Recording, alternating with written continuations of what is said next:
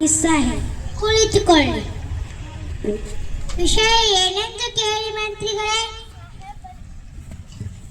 ಸಾಹೇಬರೇ, ಬಂದ ವಿಚಾರ ತಾಯಿಯರಿಗೆ ತಿಳಿಸಿ. ನಾವು ಇಲ್ಲಿಗೆ ಬಂದದ್ದು ಎರಡು ವಿಷಯಗಳನ್ನು ಡಿಸೈಡ್ ಮಾಡಿಕೊಳ್ಳಲಿಕ್ಕೆ. ಯಾವ ವಿಷಯ? ನೀವು ಒಪ್ಪಂದದ ಪ್ರಕಾರ ಕಫವನ್ನು ಕೊಡುತ್ತಿಲ್ಲ, ಏಕೆ? ಕಪ್ಪ ನಾವು ನಿಮಗೆ ಏಕೆ ಕೊಡಬೇಕು?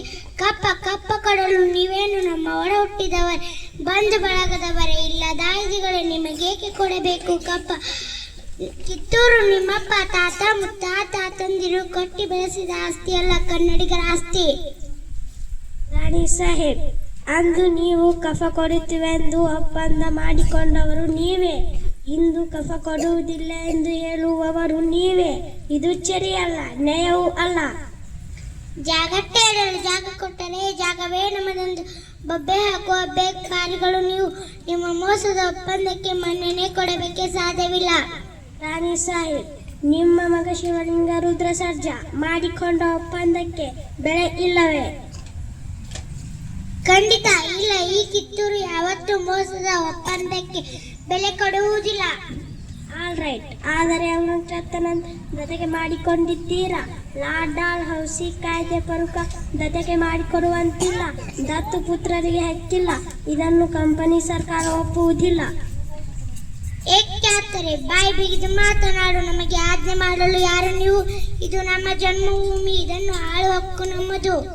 ರಾಣಿ ಸಾಹೇಬ್, ನೀವು ಕಂಪನಿ ಸರ್ಕಾರ ಕಾಯ್ದೆಯನ್ನು ಉಲ್ಲಂಘಿಸಿದ್ದೀರಿ.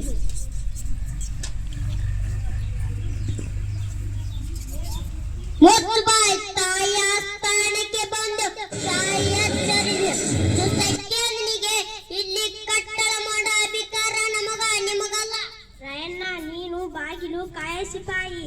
ನಿನ್ನ ಜೊತೆ ಮಾತನಾಡಲು ನಾನು ಬಂದಿಲ್ಲ.